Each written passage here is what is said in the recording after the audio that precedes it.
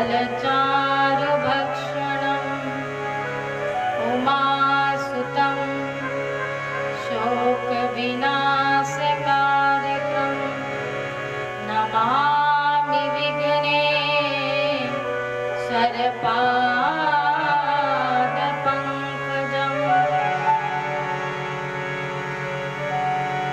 अतुलितबलधामं हेमशैलावदेहं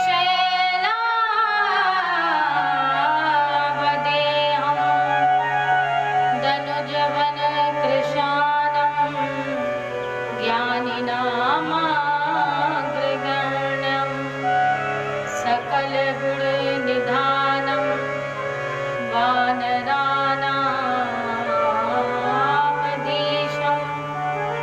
रघुपतिप्रियभक्तं वातजातं नमामि। मेरी भवबाधा हरो राधा नागर सो जातन की जाई परे श्याम हरित दुती हो। आवो प्यारे मोहना मया की मूंदे लो तो ना मैं देखूं और को ना तू देखन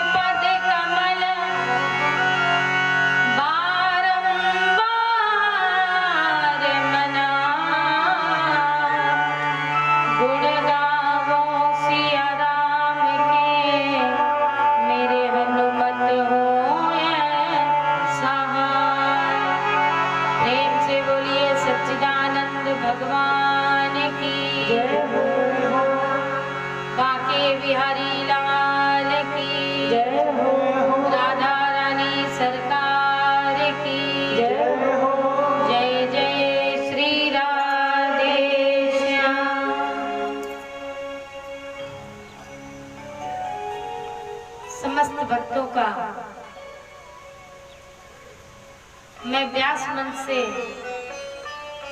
सभी का आदर करती हूँ और जितने भी भक्त हमसे बड़े बैठे हैं, बुजुर्ग बैठे हैं, माताएं बैठी हैं, सभी को इस व्यास गद्दी से हम प्रणाम करते हैं और छोटों को आशीर्वाद प्रदान करते हुए आज की समापन की बेला में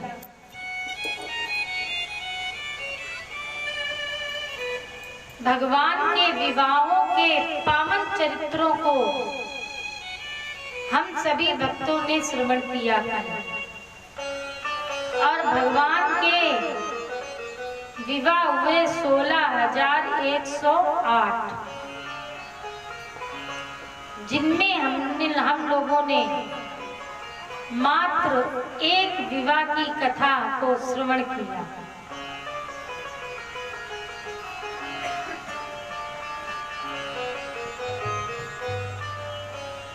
और कथाओं का कभी अंत नहीं होता है। हरि अनंत, हरि कथा अनंता। कथाएं निरंतर, लगातार, हमेशा, सदैव चलती ही रहती है।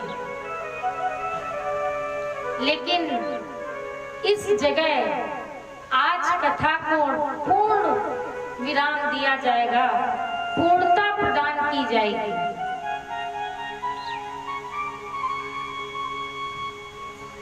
तो आइए सबसे पहले हम लोग अपने मन मंदिर को साफ करें और इसके उपरांत भगवान के 16,108 विवाह के पावन चरित्रों को श्रवण करें।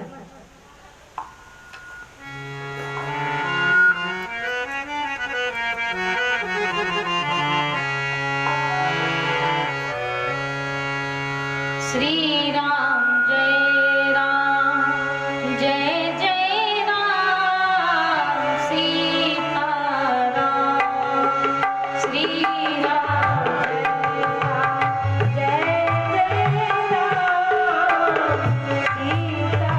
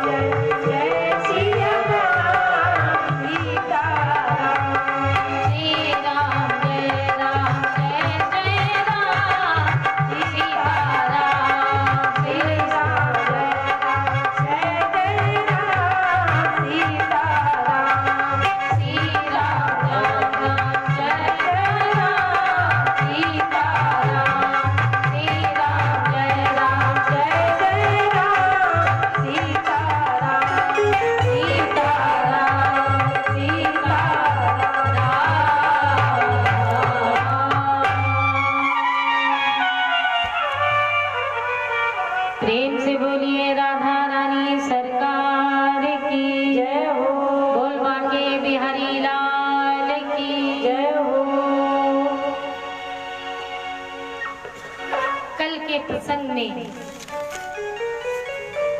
हम सभी लोगों ने रुक्मिणी विवाह के चरित्र को सुना, श्रवण किया, जिसमें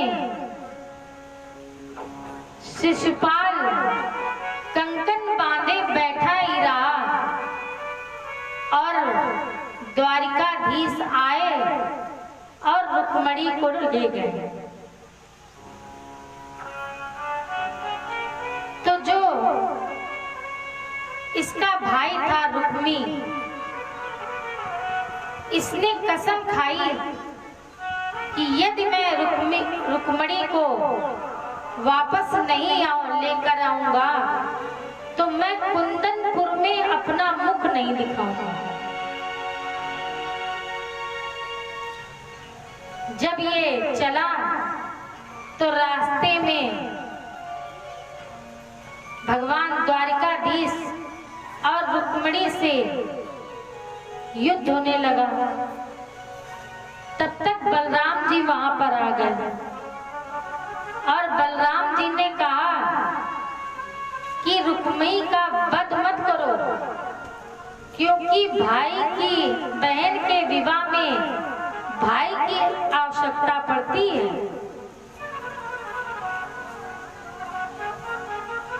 तब भगवान ने बलराम जी के कहने पर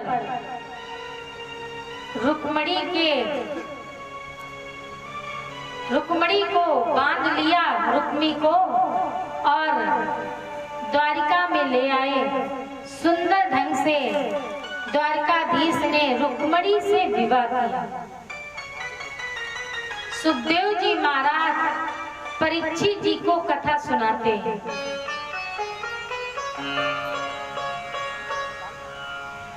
अब दूसरे विवाह की कथा हम लोग श्रवण करें। परीक्षित जी एक समय द्वारिका में चौसर का खेल खेल रहे थे। इसी में रहने वाला सत्राजित भगवान सूर्य का अनन्य भक्त था, सूर्य का अनन्य उपासक था, और इसने सूर्य की उपासना की।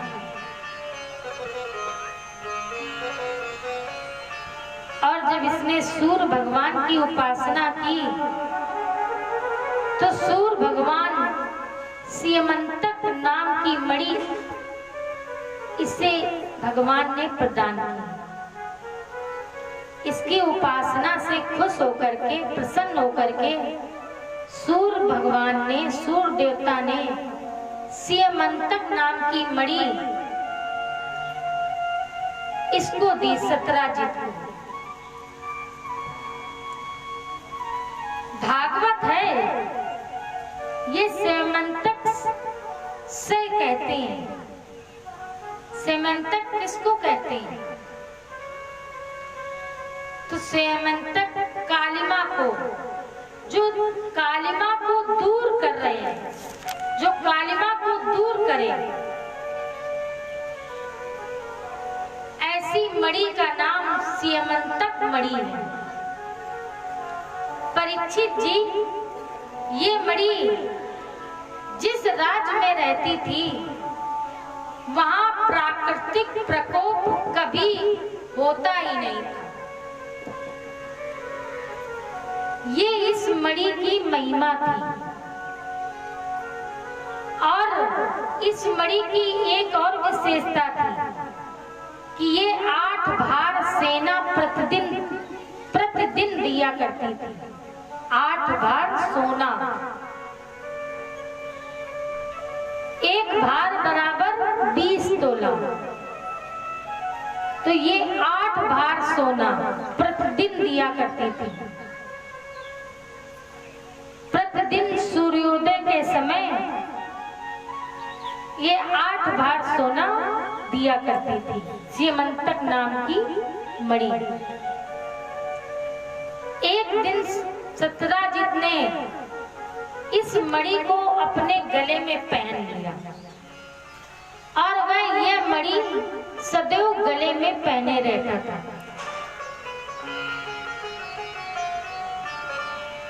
जब वह मणि पहने रहता था तो उसने एक दिन विचार किया, उसने सोचा कि आज मैं अपना प्रभाव, अपना मूल्य, अपना वैभव, अपनी अमूल्य निधि, अपना ये खजाना भगवान को दिखाएं।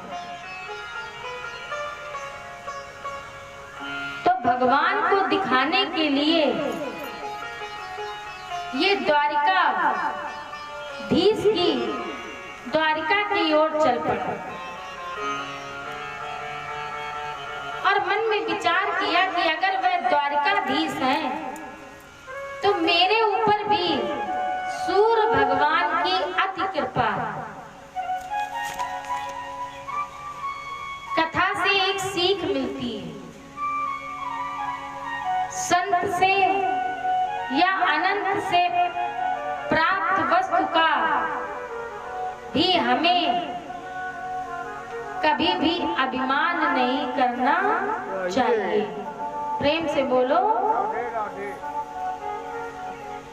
सत्राजित भगवान के पास गया तो द्वारपालों ने इसे रोका नहीं,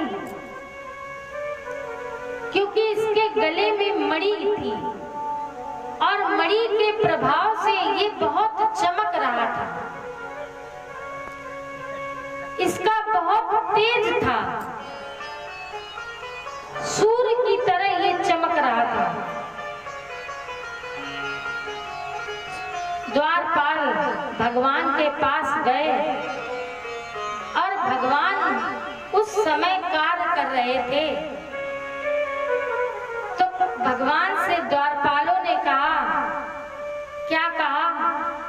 भागवत जी के श्लोक में हम लोग सुने और ये प्रथम श्लोक श्री बांके बिहारी श्री राधा रानी जी के चरणों में समर्पित करते हुए आज का प्रथम श्लोक हम लोग श्रवण करें।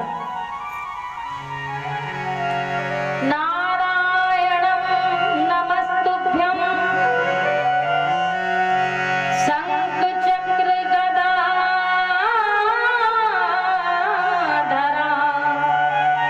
दामोदरारविंद अच्छा गोविंद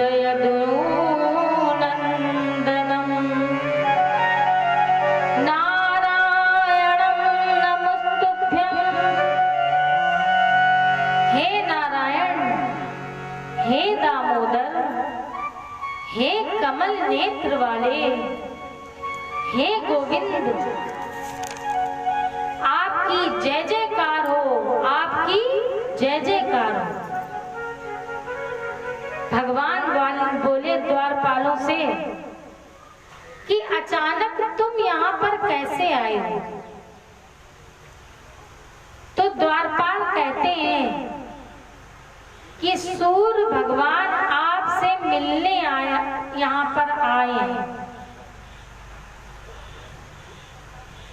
क्या कहा भगवान से द्वारपालों ने कि सूर्य भगवान आपसे मिलने आ रहे हैं। आपसे मिलने के लिए, क्योंकि उनके बहुत तेज है और तेज मानो ऐसा चमक रहा है जैसे सूर्य चमकता है। उनके माथे पर इतना तेज है और वह इतना चमक रहा है। जैसे ही द्वारपालों ने ये बात कही भगवान से, तो द्वारिकाधीश मेरे ठाकुर जी मुस्कुराए और बोले, उसको मेरे पास भेज दो। और सुनो, वो सूर्य नहीं है, क्योंकि सूर्य यदि पृथ्वी पर आ जाएंगे तो प्रलय हो जाएगी। प्रचंड रश्मि सूर्य कभी भी पृथ्वी पर आ नहीं सकते हैं। ये सत्राजित मुझसे मिलने आया है और एक बात मन में हम लोग भी बैठा लें कि प्रभु जानत सब विनय जनाए। प्रभु सब कुछ जानते हैं, उनको जताने की जरूरत नहीं है, जताने की जरूरत नहीं है कि किसके मन में कैसा भाव चल रहा है, कौन किस भाव से आया है। प्रभु सबके मन की बात जानते हैं। ये सत्राजित ने प्रवेश किया और जो ही प्रवेश किया तो सत्राजित ने भगवान को प्रणाम किया और ये भगवान को मणि दिखाने लगा कि देखिए कितनी कीमती मणि, और ये मणि मुझे सूर्य भगवान ने प्रदान की है, क्योंकि मैंने अधिक तप से मैंने तपस्या की थी, अधिक उपासना की थी, जिस कारण से सूर्य देवता प्रसन्न होकर के मुझे ये मणि मिली। उन्होंने ये मणि मुझे प्रदान की।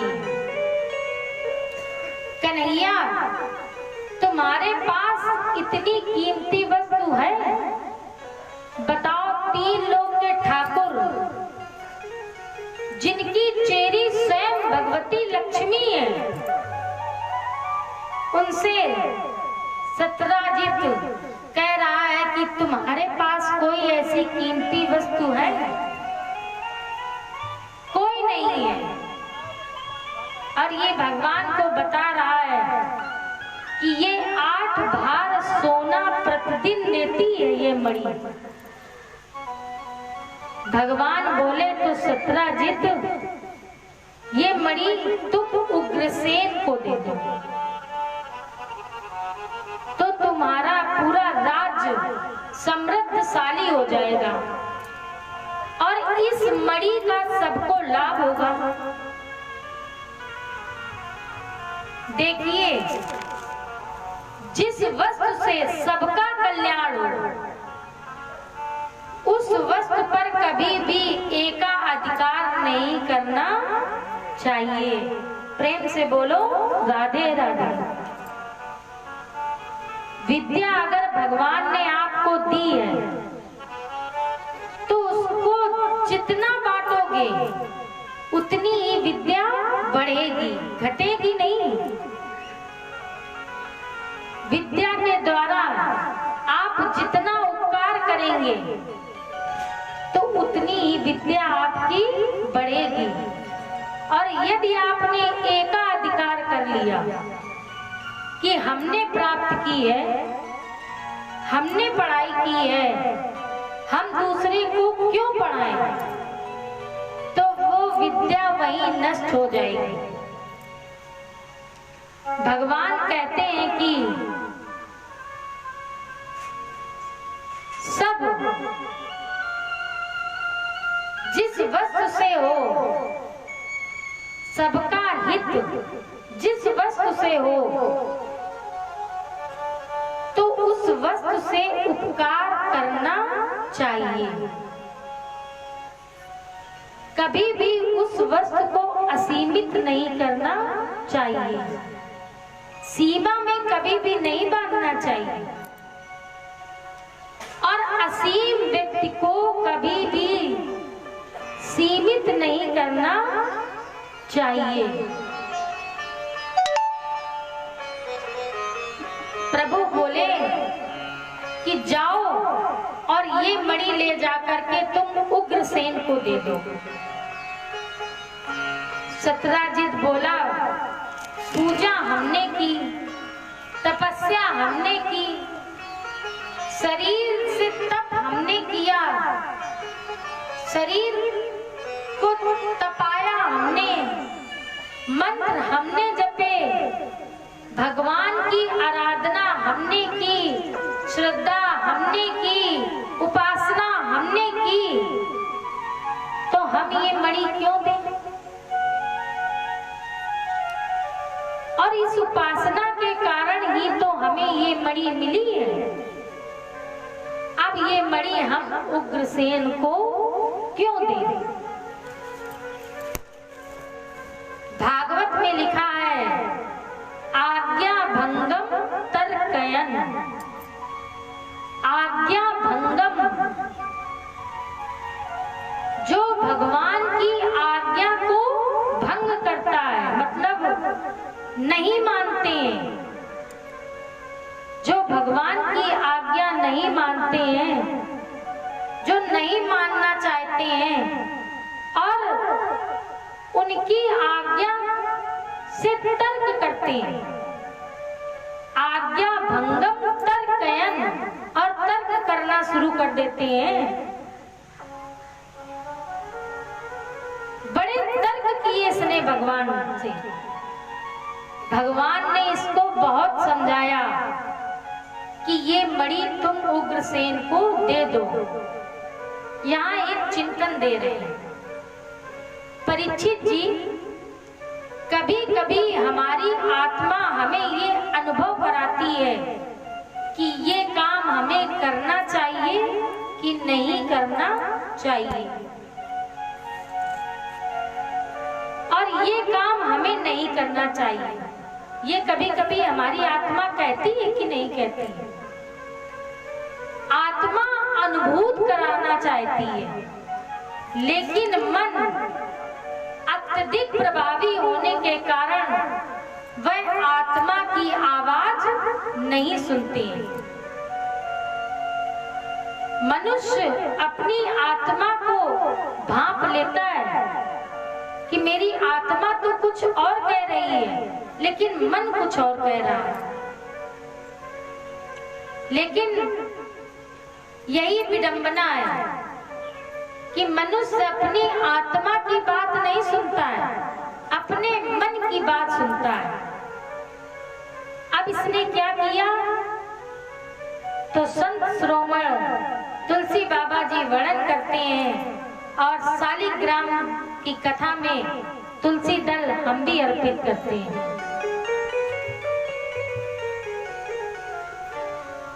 आपने सुना होगा कि हुई सोई जो राम रची, जो विधाता ने रच करके रखा है होगा वही। अब जीव अपनी इच्छा से चलता है, भगवान के संकेत को भी ठोकर मार देता है। भगवान बार बार इसको संकेत देते हैं, बार बार संभालते हैं, लेकिन ये भगवान के संकेत को समझ नहीं पाता है और भगवान के संकेत को ठोकर मार देता है, और इसी कारण से जीव अपनी दुर्गत करता है।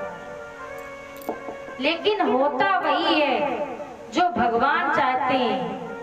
ये इस कथा का तत्व है जो आप पहले ग्रहण करें। मणि उग्रसेन पर ही जाएगी। अगर सीधे दे देता तो इसको कष्ट ना उठाने पड़ते, लेकिन इसने द्वारिकाधीश की बात नहीं मानी। जिस प्रकार की है, होनी जिस प्रकार की है, वो तो होकर के ही रहती है, और जीव का वैसा ही चलन मिल गया प्रसेन को। जब बलवान सिंह मिला प्रसेन को, तो सिंह ने प्रसेन का वध कर दिया।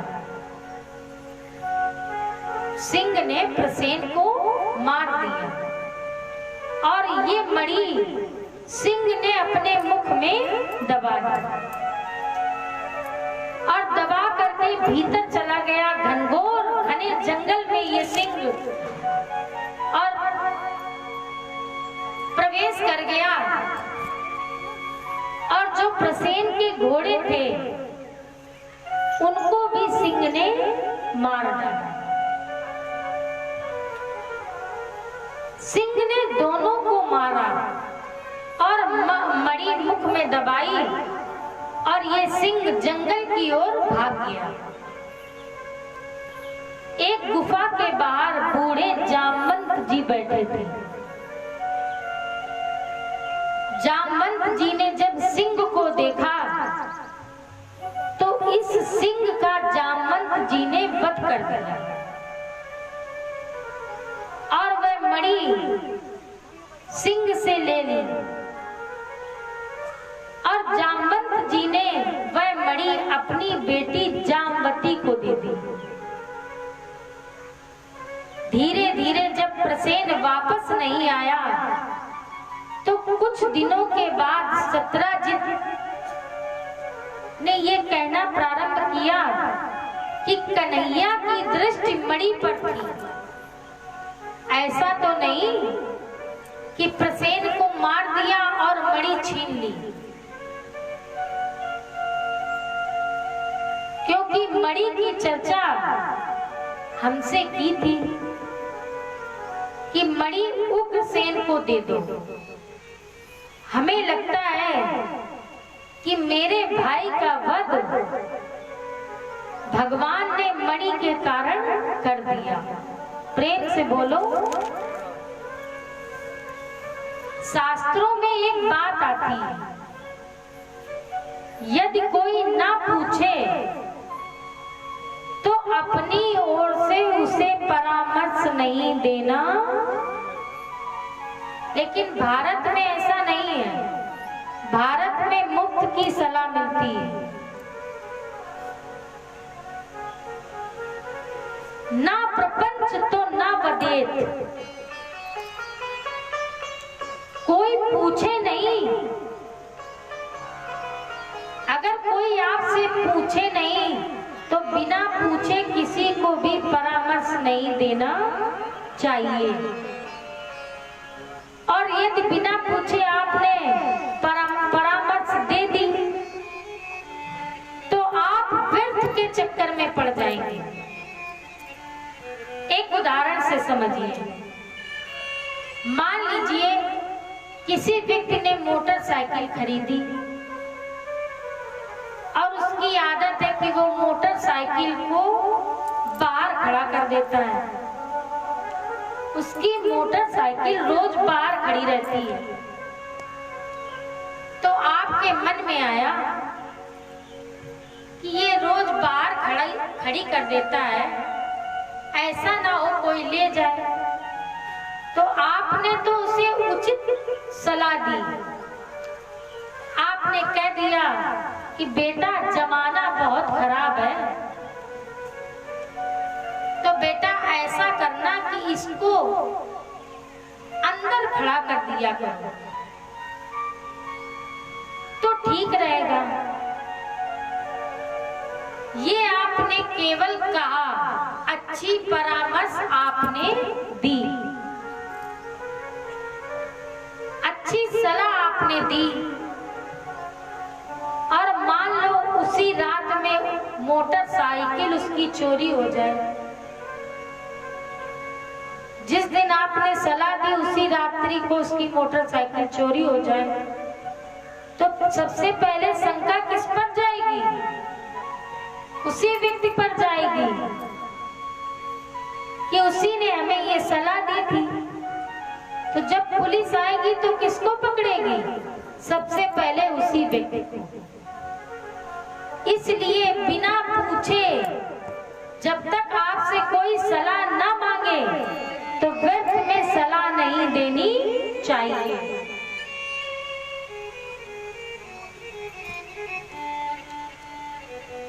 अब सत्राजित को पूरी शंका भगवान,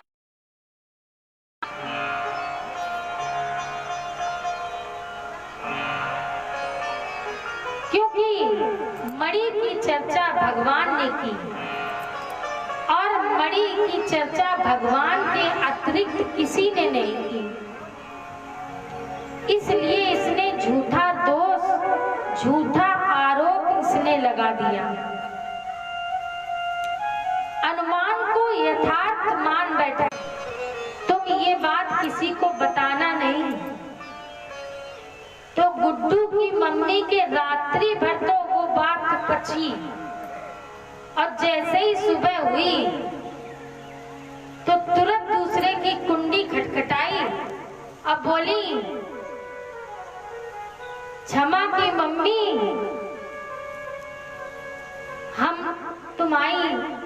तुम हमारी बहुत सगी हो ना, हम तुम्हें बहुत चाहती हैं, इसलिए हम तुम्हें एक बात बताना चाहते हैं। तो क्षमा की मम्मी बोली, हाँ बताओ क्या बात है। बोली, देखो कसम है जिज्जी, बताइयो काई को नहीं। तो बताइयो कायो को नहीं और कसम सबको देती जा रही है और बात वो धीरे धीरे धीरे धीरे सब में फैल जाती है। इसी प्रकार से ये मणि की बात भगवान की अब सबको पता चल गई।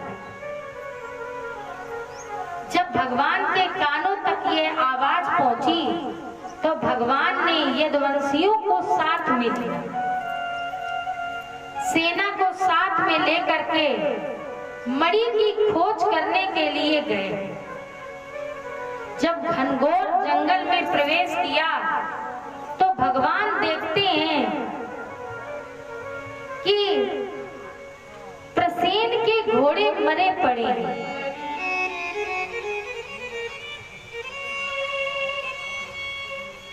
मरे हत्या, घोड़ा मृतक पड़ा है, घोड़े मृतक अवस्था में पड़े हैं। भगवान ने घोड़ों के चारों ओर देखा, फिर प्रसेन को देखा, फिर वहीं प्रसेन को खोजा तो प्रसेन भी मिला और प्रसेन भी मृतक अवस्था में पड़ा। लेकिन इसके वस्त्रों को भी देखा तो मणि भगवान को वहां नहीं मिली। अब सिंह के पंजे भगवान को दिखाई पड़े तो भगवान ने सिंह के पंजों को आश्रय मानते हुए भगवान आगे की ओर बढ़े। सिंह के पंजे देखते देखते देखते देखते ठाकुर जी ने भी अब उसी गुफा में प्रवेश किया। तो गुफा के बाहर एक बानरी कन्या बैठी हुई थी, जामवती, और वह बानरी कन्या अपने हाथ में मणि लिए हुई थी। भगवान बोले उस कन्या से, जामवती से, कि ये मणि मुझे दे दो। तो ये जो कन्या थी इसने भगवान की बात का कोई उत्तर नहीं दिया और ये मणि लेकर के गुफा के अंदर प्रवेश कर गए। भगवान ने यदुवंशियों से कहा कि तुम बाहर ही रुको। यदुवंशियों को बाहर बिठाकर ठाकुर जी गुफा में प्रवेश कर गए। और जब गुफा में प्रवेश किया ठाकुर जी ने तो वहां बैठे थे बूढ़े जामवंत। जैसे ही ठाकुर जी प्रवेश किए तो ये जामवंत बैठे हुए थे तो भगवान को देखकर जामवंत खड़ा हो गया और अकड़ के कहते कि तुम मेरे घर क्यों आए हो। अकड़ करके बोला क्योंकि जामवंत भगवान को पहचान नहीं पाया और अकड़ करके आवाज तेज करके बोला कि तुम यहाँ क्या करने आए हो, तुम्हारा क्या परिचय है और तुम कहाँ रहते हो। तो भगवान बड़ी ही विनम्र भाषा में जामवंत जी महाराज से कहते हैं, क्या कहते हैं, ये भागवत के श्लोक में हम लोग श्रवण करें।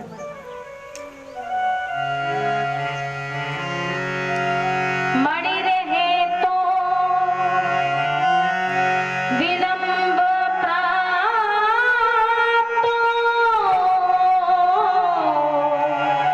अहम रीक्ष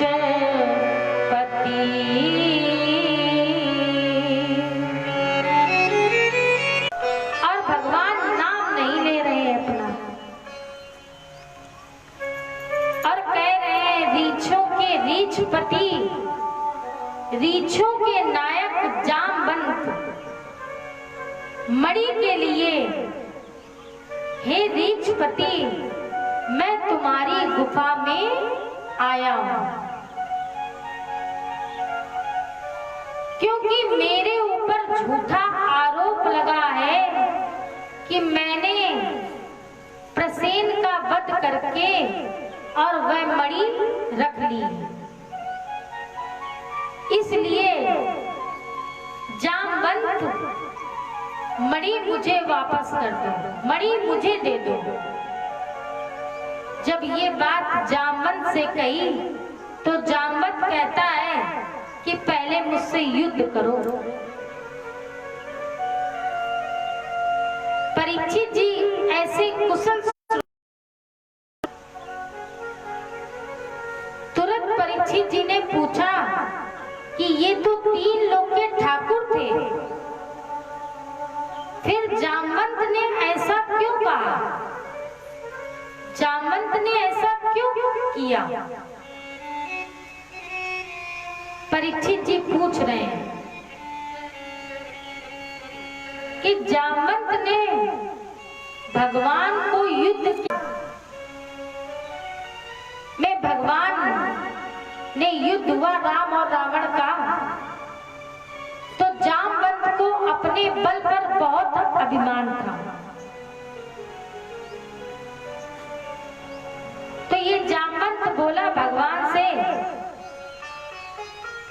कि भगवान अभी हमारी भुजाएं थकी नहीं है। जब राम और रावण का युद्ध हुआ तो भगवान बोले जामवंत तुम्हारे कुशल नेतृत्व में मैंने तुम्हारे कारण रावण पर विजय प्राप्त कर ली, तुम्हारी वजह से मैंने विजय प्राप्त की।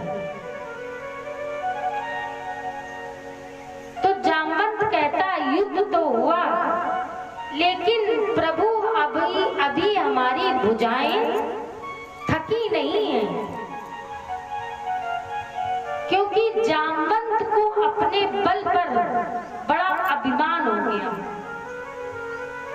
इसने अपने बल पर, अब भगवान जिस पर कृपा करते हैं उसके अभिमान को बढ़ाते नहीं हैं, उसके अभिमान को जड़ से उखाड़ करके फेंक देते हैं, नष्ट कर देते हैं। जिस पर भगवान की अति कृपा होती है। सुनो राम कर सहज स्वभाव, जन अभिमान न राख्यो। इसी गुफा में बैठ करके ये भगवान की प्रतीक्षा कर रहा था। और गुफा में बैठ करके ये भगवान का इंतजार कर रहा था। उसी से कहता है कि ठीक है तो फिर मुझसे युद्ध करो। जामवंत कहता है भगवान से कि मुझसे युद्ध करो। इस कथा को यूं सुना होगा कि भगवान ने एक दिन चौथ का चंद्रमा देखा, सुना है? तो भगवान पे कलंक लगा। लेकिन भागवत में ऐसा कोई प्रसंग नहीं है कि भगवान पर कलंक लगा। चंद्रमा को देखने से भगवान को कलंक नहीं लगा। ये चंद्रमा वाली कथा जो है ये ब्रह्म वैवर्त पुराण में गणपत खंड में आती है, जहां परशुराम जी का और गणेश जी का युद्ध हुआ। तो परशुराम जी, गणेश जी मोटे ताजे थे और परशुराम जी बिल्कुल दुबले पतले थे। अब आजकल के परशुराम जैसे परशुराम नहीं है कि खूब मोटे ताजे परशुराम। थे और गणेश जी मोटे थे, तो परशुराम जी जीत गए और गणेश जी हार गए। अब मोटा तगड़ा शरीर और खूब लड्डू खाने वाले और भगवान शिव के पुत्र, देवताओं के नायक गणेश जी जब परशुराम जी से पराजित हो गए तो चंद्रमा हंसने लगा। वो दिन था चतुर्दशी का। ध्यान से कथा को सुनिएगा। वो दिन कौन सा था? चतुर्दशी का। उसको गणेश चतुर्थी भी कहते हैं। तब गणेश जी ने चंद्रमा को श्राप दिया कि आज के दिन यदि कोई तुम्हें देख लेगा तो उस पर झूठा कलंक, झूठा आरोप लगेगा। और इस भारत देश में अलग अलग प्रवृत्ति के लोग, तो उपाय भी लोगों ने निकाल लिया कि अगर चंद्रमा दिखाई पड़ जाए चौथ के दिन तो बोले दूसरे के घर में पत्थर फेंक दो तो दोष मिट जाएगा। अरे भैया, दूसरे के घर में पत्थर फेंक दो, किसी का सर फूट जाए तो क्या सर फूटने से दोष मिट जाएगा?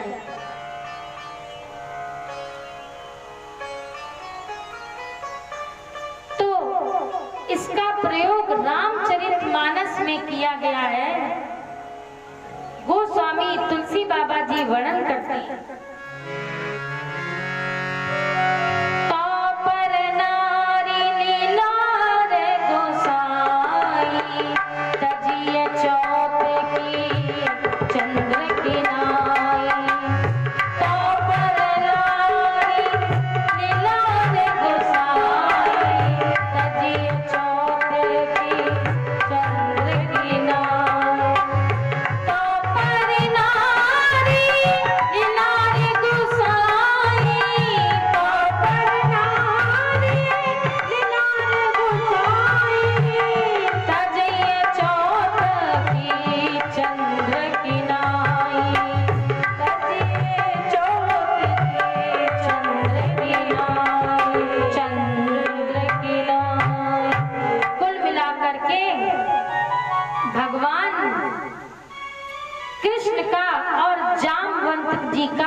हुआ और जब युद्ध प्रारंभ हुआ तो युद्ध में जामवंत भगवान को पहचान गए कि द्वापर में ये वही है जो त्रेता में राम बन करके आए थे और द्वापर में कृष्ण बन करके आए हैं। तो ये जामवंत पहचान गया और अंतिम समय, जीवन त्यागते समय इसने भगवान को प्रणाम किया और जामवंत इसने अपनी सुंदर कन्या जामवती का हाथ भगवान के हाथ में दे दिया और वह मणि भगवान के गले में पहना दी। भगवान जामवती को लेकर के द्वारिका में आए और शुभ मुहूर्त में भगवान ने जामवती से विवाह किया। इस प्रकार से दूसरा विवाह किसके साथ हुआ? भगवान का जामवती के साथ। जब जामवती को लेकर के आए और फिर यदुवंशियों को भी साथ में लेकर के आए, जिस समय द्वारिका वापस आए तो भगवान ने विवाह किया। इधर अक्रूर जी को, उग्रसेन जी को, विदुर जी महाराज को, मैत्री जी को बुलाया। अब भगवान का दूसरा विवाह हुआ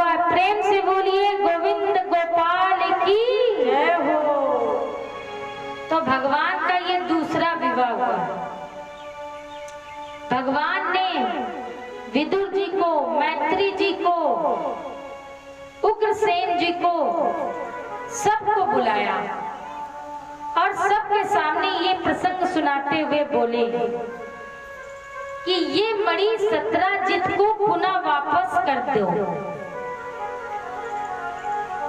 मणि सत्राजित को वापस दे दो। अब सत्राजित मौन खड़ा है, क्योंकि इसने झूठा कलंक भगवान पर लगाया।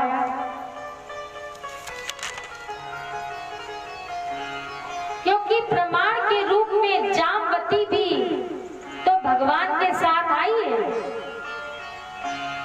सत्राजित घर गया, लेकिन रात्रि भर इसको नींद नहीं है। ये रात्रि भर जागता रहा, इसको नींद नहीं पड़ी। अब सोच रहा है सत्राजित कि मैंने इतना बड़ा आरोप, इतना बड़ा कलंक भगवान पर लगा दिया, और ठाकुर जी मेरे बाके बिहारी मुझ पर जरूर नाराज होंगे, मुझ पर जरूर गुस्सा करेंगे,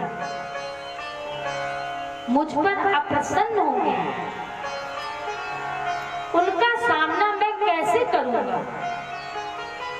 सत्राजित ये सोच रहा है। आइए कुछ छंद के माध्यम से हम लोग इसको श्रवण करें। अब प्रभु को प्रसन्न करूं कैसे, सत्राजित यही सोचता था। आंखें नम हृदय दुखी था पी,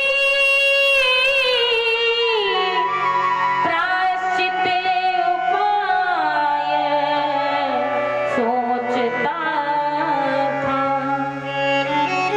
सत्राजित अब बहुत दुखी हुआ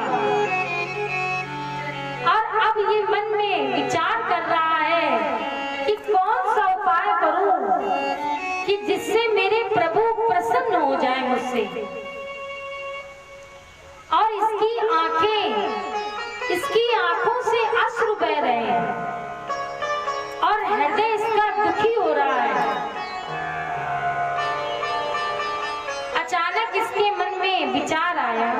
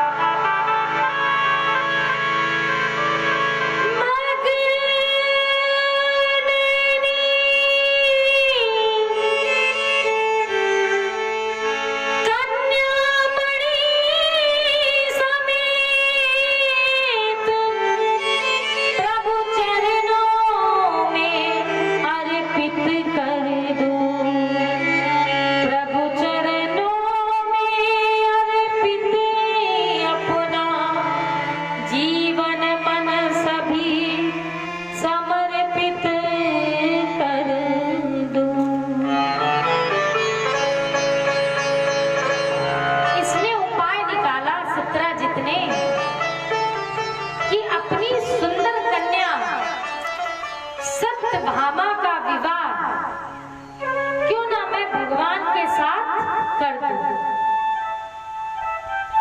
और कन्हैया को मणि के साथ, मतलब अपनी कन्या और मणि दोनों ही मैं भगवान को समर्पित कर दूं।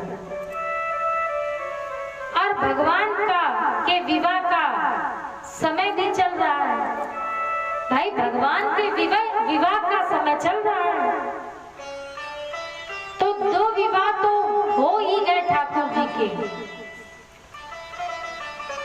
17 सोच रहा है अगर मैं ऐसा कर दूंगा तो भगवान से मेरा संबंध भी जुड़ जाएगा, मेरे संबंधी भी बन जाएंगे, मेरे समधी बन जाएंगे। सीधे सीधे सुनो,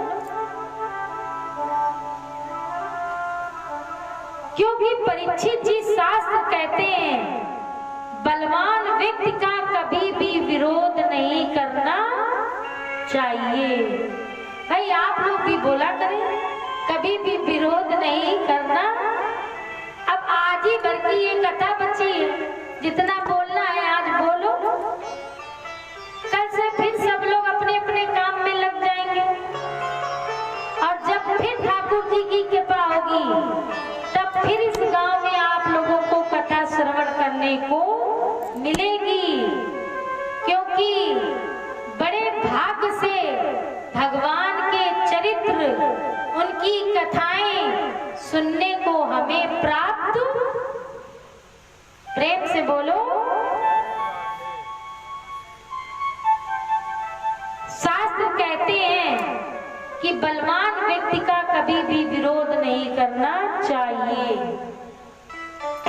इसलिए 17 भयभीत हो गया और इसने अपनी कन्या का विवाह भगवान के साथ में किया और भगवान को मणि भी इसने, भगवान को ये मणि देने लगा। तो भगवान बोले 17 से कि मणि मुझे नहीं चाहिए, जिससे मेरा अपकार हुआ, जिससे मुझ पर आरोप लगा, जिसके कारण मुझ पर कलंक लगा, वो मणि मुझे नहीं चाहिए, वो मणि मैं नहीं लूंगा।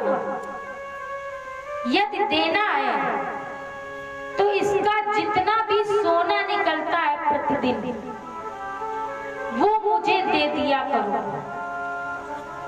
तो भगवान का ये तीसरा विवाह संपन्न हुआ। तो भैया सुने सुने भगवान के विवाह हो रहे हैं, आइए थोड़ा गाना बजाना विवाह में भी हो जाए, क्योंकि अपने अपने विवाह में तो सब लोग बहुत 20-20, 25-25 हजार के बैंड बाजा किए जाते हैं। अब भगवान के विवाह सुने सुने, तो आइए हम लोग भी भगवान के विवाह में भजन गाए, नाचे गाए, धूम मचाए।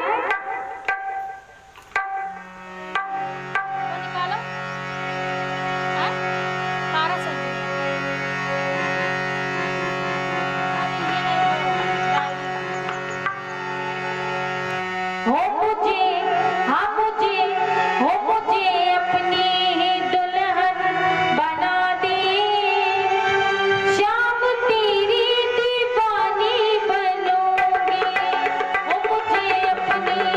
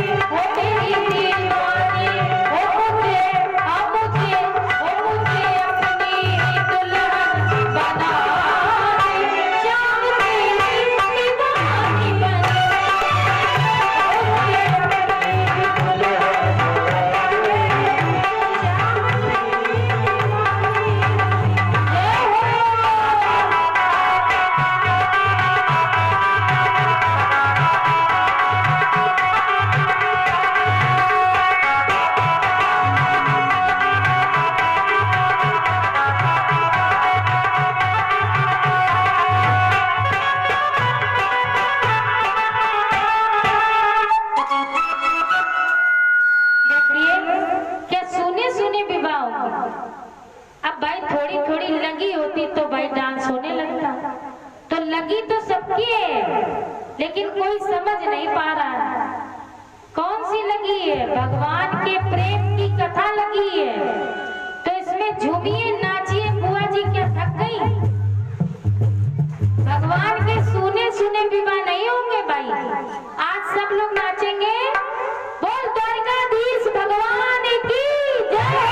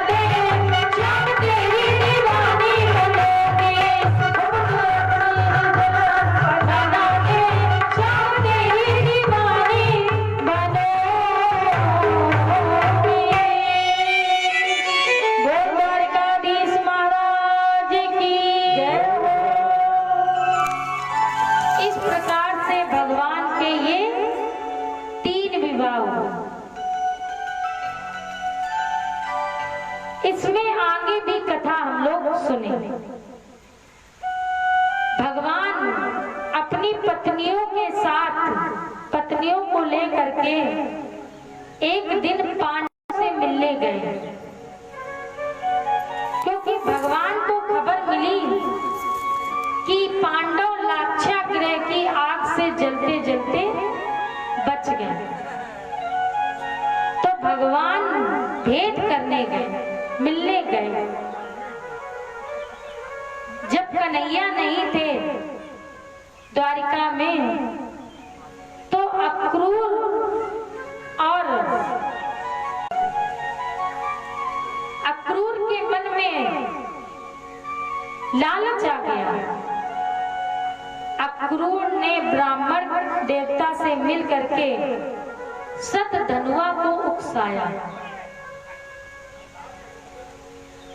शतधनुआ ये थोड़ी उलझी हुई कहानी है, तो आप लोग ध्यान से सुनिएगा। शतधनुआ से कहा अक्रूर जी ने, तुम्हारी बड़ी ही शत्रुता रही है, इसने तुम्हारी बड़ी ही बेइज्जती की। अक्रूर जी ने शतधनुआ से कहा कि कन्हैया ने तुम्हारी बहुत बेइज्जती की है।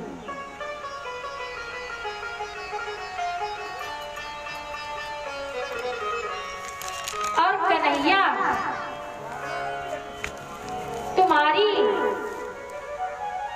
अगर था, तो सुखदेव जी कथा सुनाते हुए बोले कि ये गया था सत्राजित ने अपनी कन्या सत्यभामा का विवाह शतधनुआ के साथ तय कर दिया। सत्यभामा का विवाह शतधनुआ के साथ तय कर दिया और तैयारियां विवाह की चल रही थी। और बीच में ये चोरी का कलंक सत्राजित ने भगवान को सत समर्थवान समझते हुए विवाह शतधनुआ के साथ नहीं किया और विवाह कर दिया ठाकुर जी के साथ। कन्हैया के साथ सत्यभामा का विवाह हो गया। तो ये जिंदगी भर तो ईर्ष्या मानेगा ही भाई। जिसकी विवाह की तैयारी चल रही हो और विवाह कोई कन्या कोई और दूसरा ले जाए, तो वो तो जिंदगी भर ईर्ष्या मानेगा ही। तो इसके मन में ईर्ष्या हो गई, और ईर्ष्या कभी मन से खत्म नहीं होने वाली। इसलिए अक्रूर ने शतधनुआ को उकसाया कि तुम्हारी तो बेइज्जती हुई, तो कम से कम अब तुम मणि ले लो, मणि ले लो। शतधनुआ कहता है कि भगवान से हम विरोध नहीं करेंगे। अक्रूर जी ने हृदय पर हाथ रख करके कहा कि इतना काम करो, अगर तुम भगवान से विरोध नहीं कर सकते हो तो सत्राजित को मार दो और मणि ले आओ, फिर हम तुम्हारी रक्षा कर लेंगे।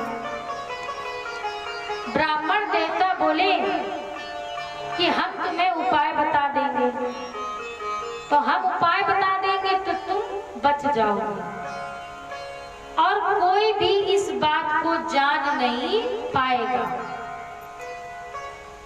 कथा से एक सीख लेनी चाहिए कि किसी के कहने पर कोई काम कभी नहीं करना चाहिए। अपराध करवाने वाले अपराध करवा देते हैं, लेकिन फिर बाद में साथ कोई नहीं देता। प्रेम से बोलो राधे राधे। अब ये बात शतधनुआ ने मान ली। क्यों मान ली? क्योंकि इसके मन में भगवान के प्रति पहले भी ईर्ष्या और द्वेष था। इसलिए इसने ये बात मान ली। रात्रि के समय सतधनुआ गया और सोते समय सत्यजित का वध कर दिया और करके भाग आया और भाग करके ब्राह्मण देवता के पास गया। ब्राह्मण देवता बोले, जब ये मणि लेकर के ब्राह्मण देवता के पास गया तो ब्राह्मण देवता कहने लगे कि अब मैं तुम्हारी कोई रक्षा नहीं कर सकता हूँ। और पहले ब्राह्मण देवता कह रहे थे कि तुम ऐसा करो तो मैं तुम्हारी रक्षा करूंगा। अब वही ब्राह्मण देवता कह रहे हैं। तब ये दौड़ते दौड़ते अक्रूर जी के पास पहुंचा और अक्रूर से बोला कि तुम मेरी सहायता करो। अक्रूर जी बोले कि तुम्हारी कोई मदद नहीं करेंगे, तुम्हारी हम कोई सहायता नहीं कर पाएंगे। तुमने इतना बड़ा अपराध किया और इतना बड़ा अपराध करने के बाद हम तुम्हें कहां छुपाएंगे।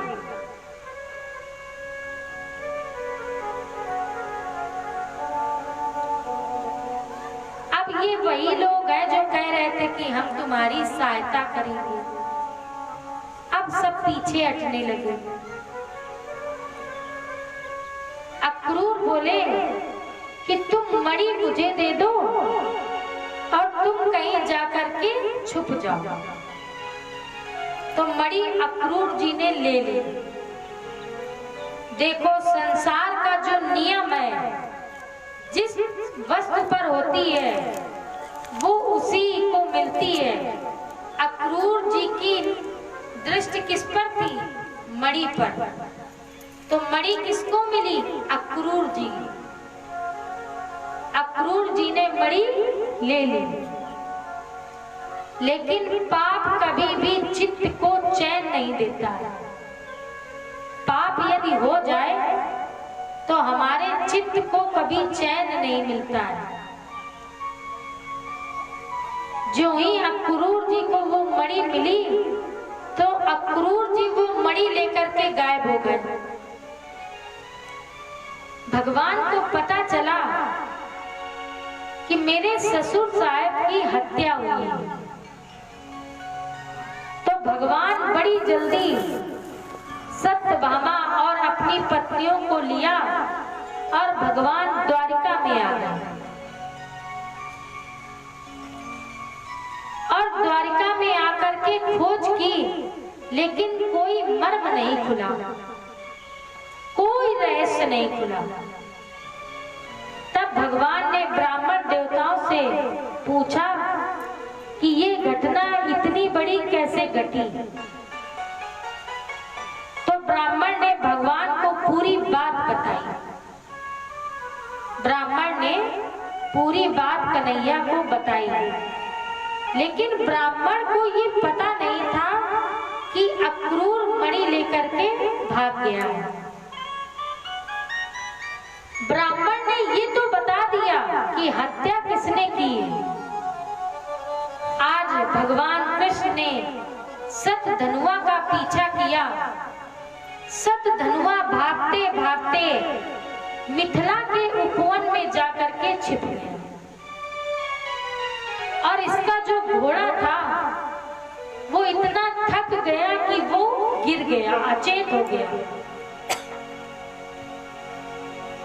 तब सतधनुआ पैरों से दौड़ने लगा। भगवान बांके बिहारी ने सतधनुआ का वध किया, लेकिन लौट करके आए, लेकिन मणि का कोई भी पता नहीं चला। तब परीक्षित जी ने कहा कि वह मणि कहाँ चली गई? क्या द्वारिका से गायब हो गई? सुखदेव जी कथा सुनाते हुए बोले कि भगवान ने विचार किया कि द्वारिका से कौन कौन गायब है।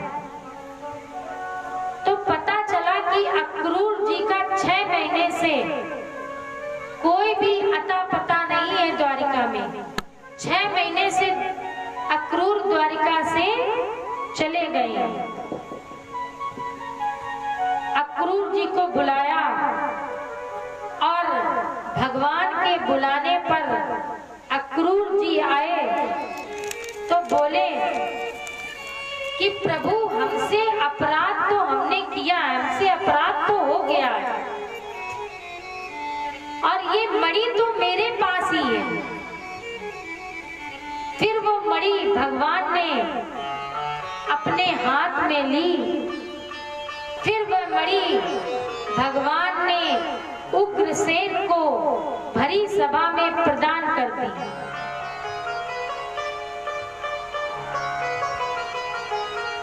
बलराम जी मिथिला के बगीचे से जनक जी से भेंट करने गए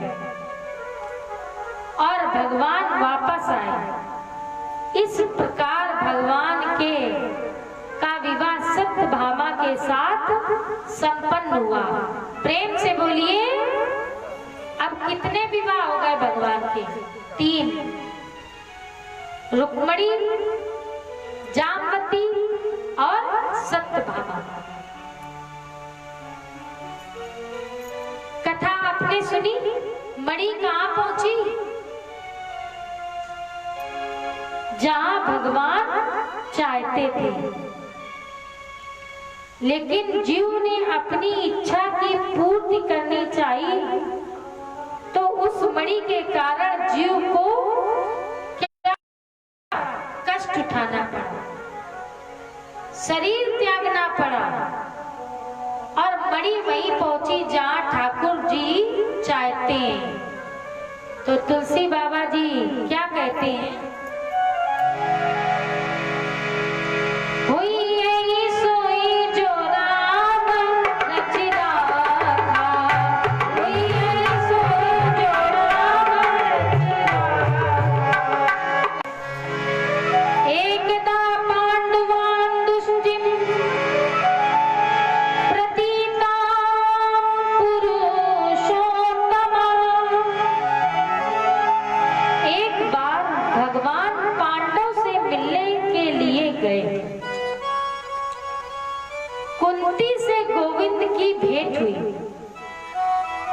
भगवान बोले, बुआ सब कुशल तो है।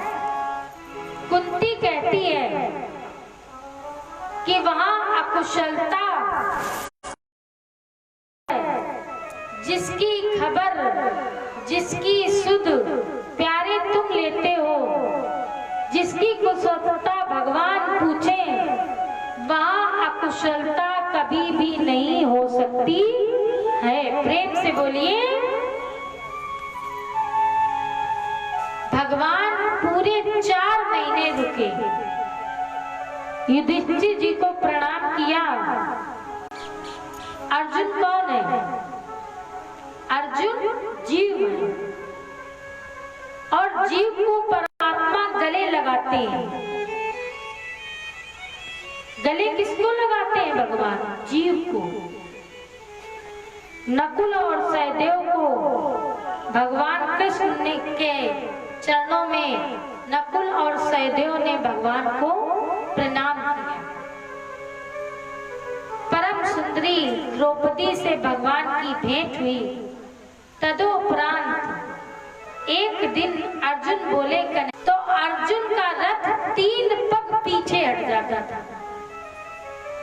कर्ण जब बाण चलाता था तो अर्जुन का रथ कितने कदम पीछे हटता था?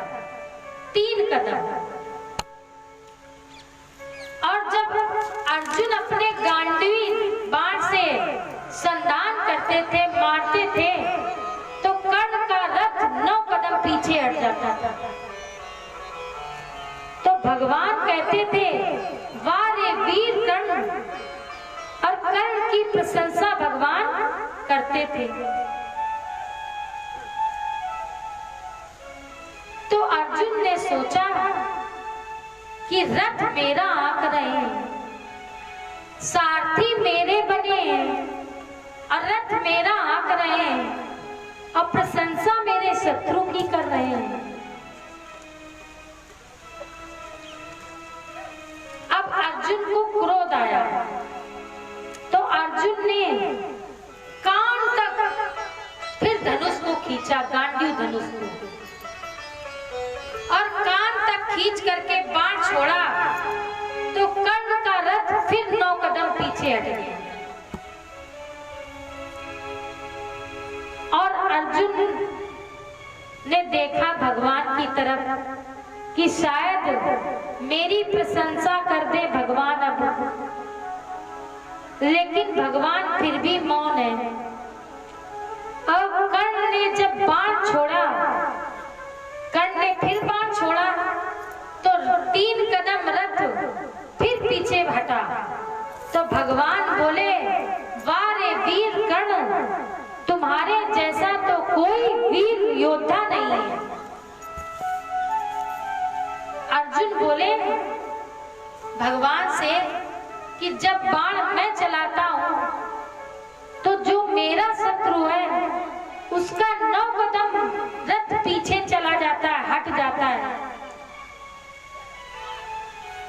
और जब वह बाण चलाता है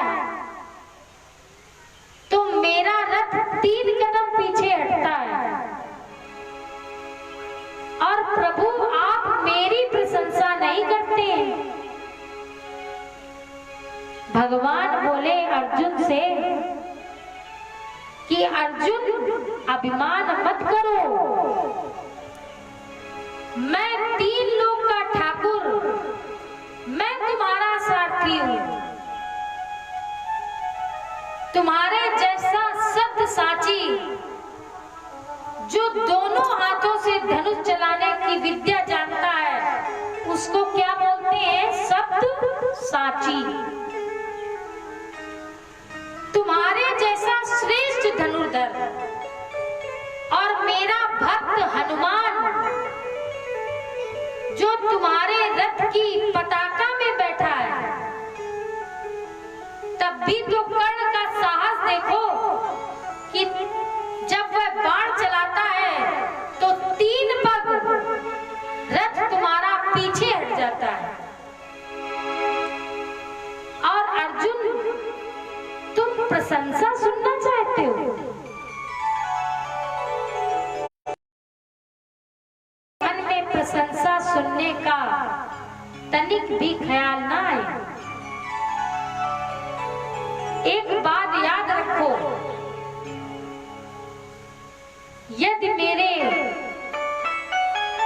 यदि मैं और मेरा भक्त तुम्हारे रथ को छोड़ दे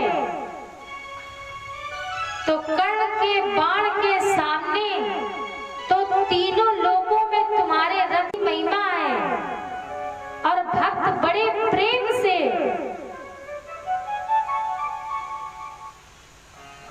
वो बेर खा रहे हैं। दुर्योधन की मेवा मिष्ठान 56 भोग त्याग दिए, लेकिन अपने भक्त विदुर के यहाँ रूखा सूखा साग खाया है प्रभु ने। तो भक्त की इतनी बड़ी महिमा है। पुनः प्रसंग पर आए। मेर पर्वत की तलहटी में अर्जुन ने शिकार किया, बड़े विकराल पशुओं का वध किया। तो अर्जुन को प्यास लगी। अर्जुन ने भगवान से कहा कि मैं जल पीना चाहता हूं। तो भगवान ने रथ हाँका और बड़ी तेजी से रथ को हाँका और यमुना के किनारे उस रथ को खड़ा कर दिया। और अर्जुन से प्रभु ने कहा कि जाओ तुम जल पी लो। अर्जुन जल पीने गए तो देखते कि एक परम सुंदरी कन्या एक किनारे बैठी है और वह कन्या तपस्या कर रही है। जल पी करके जब अर्जुन आए तो ये बात अर्जुन ने बांके बिहारी को बताई। भगवान बांके बिहारी कन्हैया बोले कि उससे पूछ करके आओ कि ये कौन है। तो अर्जुन फिर गए और उस कन्या के पास पहुंचे और बोले, देवी तुम कौन हो? तो ये बोली कि मेरा नाम कालिंद्री है और मैं विष्णु को अपना पति बनाना चाहती हूँ। अर्जुन ने पूछा कि तुम यहाँ तपस्या क्यों कर रही हो? तो ये बोली कि मैं तपस्या इस कारण से कर रही हूँ कि मैं विष्णु को अपना पति बनाना चाहती हूँ। भगवान बोले, तो फिर विलंब मत करो। फिर किस बात का विलंब? तो कन्हैया ने कालिंद्री नाम की स्त्री से भगवान ने विवाह किया। युधिष्ठिर महाराज ने अनेकों प्रकार के उपहार प्रदान किए और उपहार लेकर के कन्हैया द्वारिका में आ गए। भगवान का परमानेंट मंडप गड़ा रहता था। हाँ, और शुभ मुहूर्त में कालिंद्री नाम की कन्या के साथ भगवान का चौथा में इसने जयमाला डाल दी। अब जब भगवान के गले में जयमाला डाल दी तो स्वयंवर से भगवान ने इसका हरण कर लिया, इस कन्या का, और द्वारिका में शुभ मुहूर्त में विवाह किया। कथा में एक बात समझ लीजिए कि भगवान का विवाह में लगे रहते थे कि पता नहीं ठाकुर जी कहां से कब कौन सी कन्या लेकर के आ जाए और हमें विवाह कराना पड़ जाए। भगवान का छठवां विवाह नागनिजिति के साथ में हुआ। एक राजा थे नगनिजिति। राजा नगनिजिति ने एक शर्त रखी थी, जो 7 बैलों को एक साथ रस्सी में नाथ देगा, मैं अपनी कन्या का विवाह उसी वीर राजा के साथ करूंगा। बड़े बड़े नरपति एकत्र हुए, बड़े बड़े राजा आए, वीर योद्धा आए। स्वयंवर चल रहा था। भगवान स्थित होने वाले, प्राप्ति होने वाले ठाकुर जी की हमें प्राप्ति होती है। प्रेम से बोलिए राधे राधे। भगवान का 7वां विवाह किसके साथ हुआ?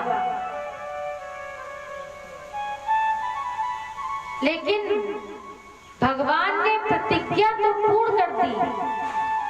जब